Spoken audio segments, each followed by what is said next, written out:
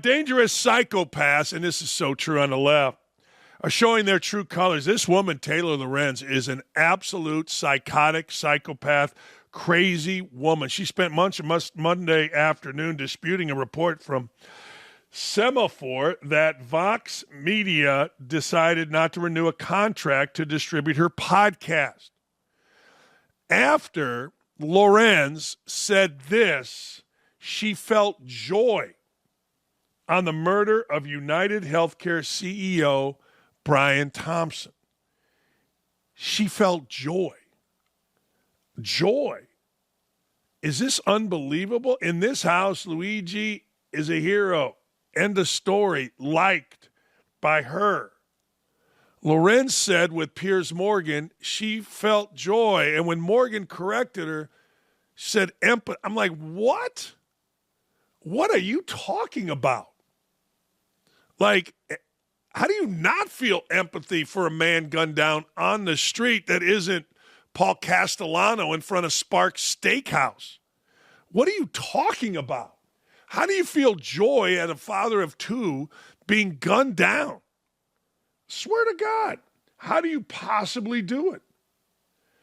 This is 100% false, and I'm very much still working with Vox, and my show is not up for renewal because I actually own 100% of the show and control the distribution, not Fox.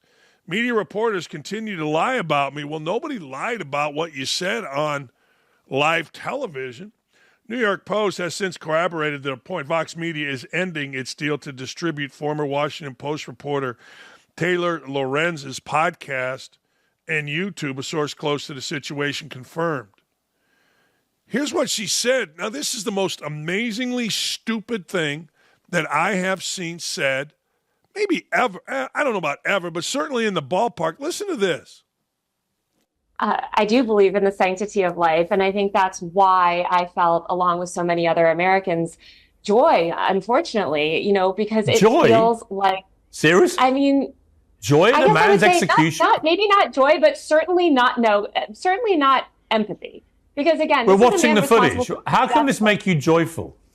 This guy's a husband, he's a father, and he's being gunned down in the middle of Manhattan. Why does that make you joyful? Thousands of Americans that be murdered. So are the tens of thousands of Americans, innocent Americans, who died because greedy health insurance executives like this one push policies of denying care to the most vulnerable people. And the many millions of Americans that have watched people that I care about suffer and in some cases die because of lack of health care. So should they all be killed then? Should they all be killed, these healthcare executives? Would that make you even more joyful? No, that would not. But why not? And, why are you laughing? I think because it wouldn't fix the system. You seem to find the whole thing hilarious. I find your question funny. A bloke's been murdered in the street. I don't find it funny at all. I don't find it funny that tens of thousands of Americans die every year and because they are denied life-saving health care from people like the CEO. Now, I want to fix the system. You're right. We shouldn't be going around shooting each other with vigilante justice. No. I think that it is a good thing that this murder has led to America, or really the media elites and politicians in this country paying attention to this issue for the first time. You mentioned you couldn't understand why somebody would feel this reaction when they watched a CEO die. It's because you have not dealt, it sounds like, with the American healthcare system in the way that millions of other Americans have. I've dealt with the healthcare system in various ways in America. I don't think it's perfect by any means, but the idea that I would view it as something... Have you been denied life? Hang on. The idea that I would view it as something joyful, that a man has been, who's just a healthcare executive, has been executed in the street, I find completely bizarre. Yeah, it's the worst. I mean, these people are the worst. And these people, look, I don't know whether this guy directly killed people. I don't know whether this guy was supposed to testify about insider trading. I don't know.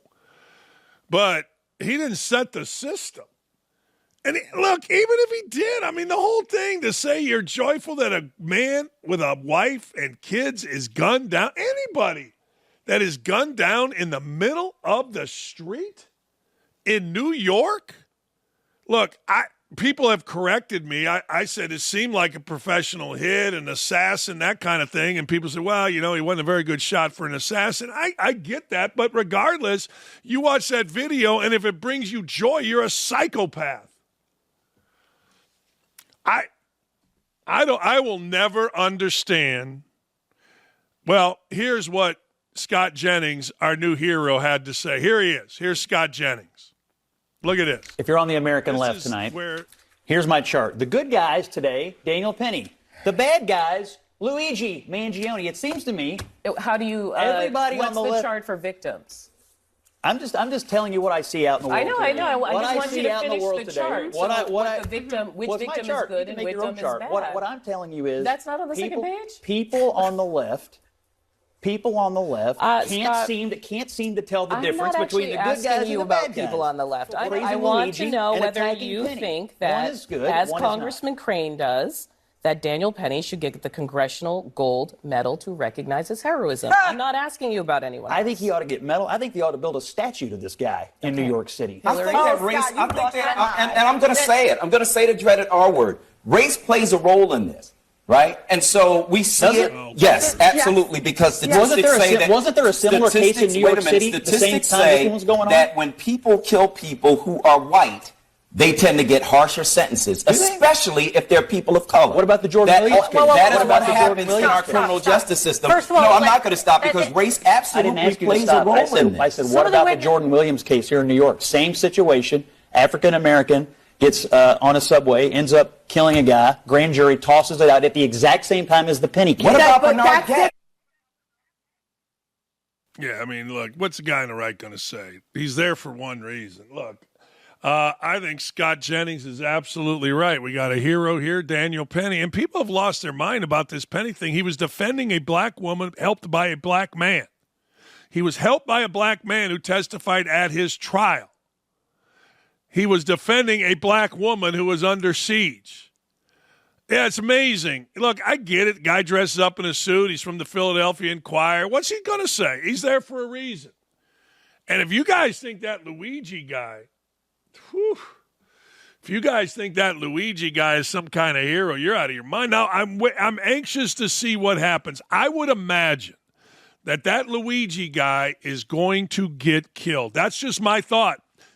That was my initial thought. Like, wait a second. So you're telling me this Ivy League dude decided, unsolicited, to put a hoodie on, knew where the CEO was staying, and go shoot the guy? Really? Maybe. I'm anxious to see what happens, but I also saw what happened with Jeffrey Epstein. We've seen what's happened. We'll stay tuned.